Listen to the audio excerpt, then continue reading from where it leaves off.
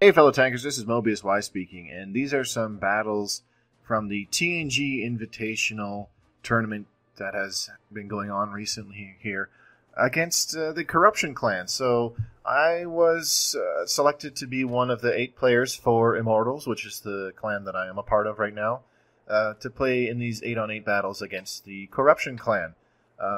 Top Notch Gaming has been hosting more or less an invitational tournament fairly recently here. We had 8 rounds of games, 2 per map, and 2 of the maps were chosen by Corruption Clan. They chose Moravanka and Cliff, and 2 of the maps were chosen by our clan, which was Engsk and Himmelsdorf. Unfortunately for Corruption Clan, they were having issues with connectivity problems. A lot of their members were having major issues with Xbox Live, and you'll see here in this first battle, one of their T-57 heavies actually lags out of the game, so they wound up playing their first 2 rounds down a guy as they could not get an 8th to jump on in time for the second round, and they didn't want to keep us waiting, more or less. So that was really unfortunate for a Corruption Clan that they started the entire round down a guy for their first 2 matches, which did put them at a fairly severe disadvantage. But there's some battles here where they put up a really solid fight, and things got really tense here. And we had to, our Carlos really had to be on point, and our guys also paying attention to what's going on, and just using their good awareness and positioning to try and clutch out the win for us. We did wind up winning these 8-0, having some good matches here against Corruption Clan.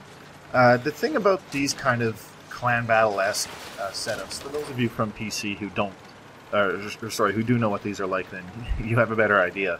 But for those of you who have not seen these kind of games played before, these kind of clan battles-esque sort of matches, while they still kind of rely on a tanker's individual skill, it's a lot less prominent than, for example, in random battles. And the tactics are very different. It relies much more on basically, kind of swarm tactics, and especially focus firing. Focus firing is a very key element in these kind of matches. The idea is you need to have all your guns trained on one target with the lowest HP that is visible to everybody, and everybody just shooting that target to take their gun out of the game as quickly as possible.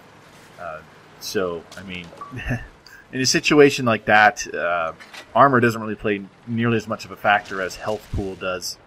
Because you're not going to be bouncing a lot of shots when you have 6 guys surrounding you and just dumping, mostly heat shells into your sides and your rear to try and just take you down as quickly as possible.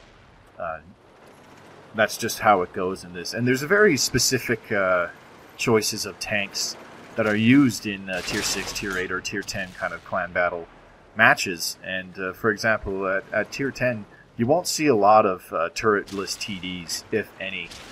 Pretty much the only one you'll see fairly regularly would be a T110E4, but for the most part, you wouldn't see, things like an Object 268 or a T110E3. They could very well have their uses on certain maps, but for the most part, an E4 is almost always preferable depending on the map, as well as if the person, what's called the caller, who calls out the shots and decides the strategy for the map. If the caller wants to run an E4, or basically just a TD with an 850 alpha gun, they'll typically go with an E4 because the fact that it has a turret alone makes it much more flexible than any turretless TD. And it's very important to have a flexible tank that can quickly get its gun on target, aim in, and land those shots where they need to go when they're needed. So you don't see a lot of turretless tank destroyers in this. You also don't really see artillery too often, as just about any other tank other than artillery would be more useful. Now and then you'll see somebody bust one out, but you won't see that happen too often here. There will be none in these matches against Corruption. Corruption did try to employ the use of a Jagdpanzer E100 Jageru German tank destroyer as well, and tried to make it work for them. There were a couple games here, I believe, on Moravanka where he was able to actually get a couple kills and do a fairly significant amount of damage to us. But for the most part, you don't see tank destroyers or artillery, really. It's mostly heavy tanks and mediums, especially in the Tier 10 kind of clan matches, because there basically are no Tier 10 light tanks.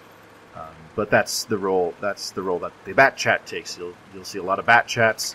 You see a lot of T-62A and Object 140s, as they have the highest DPM with a consistent gun.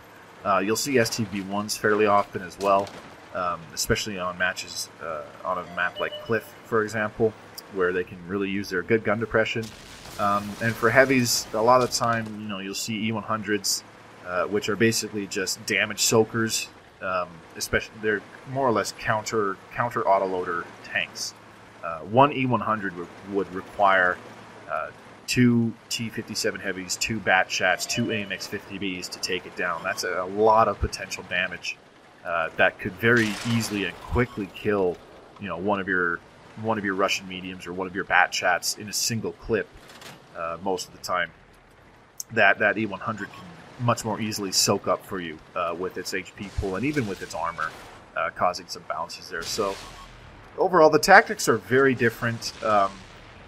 Like I said, a lot of swarming, a lot of focus firing, but positioning also plays a pretty key role.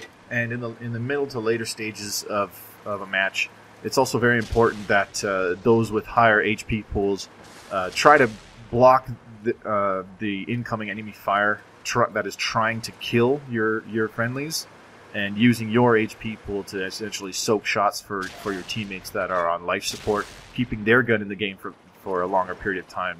The more guns you have later in the game, the higher your chances of winning that match altogether. Very, very basic kind of numbers game. But like I said, it's overall very different tactics. Especially compared to random battles, you don't really see the whole team spreading out all across the map, covering all flanks. It's more or less, 2 or 3 groups covering specific sections of the map, and everybody can back each other up. If one group is getting swarmed, another group or 2 can still turn and get shots on the tanks that are swarming them, more or less, to watch each other's backs. But that's essentially how it goes. I hope watching the rest of these battles gives you kind of an idea of what clan wars or competitive matches basically look like. As I said, very different tactics from what you'd see in a regular random battle. But I hope you enjoy the rest of this video. This has been Mobius Y. Thanks very much for watching. Your viewership is greatly appreciated, and I hope to see you on the battlefield or in my next video. Have a good night.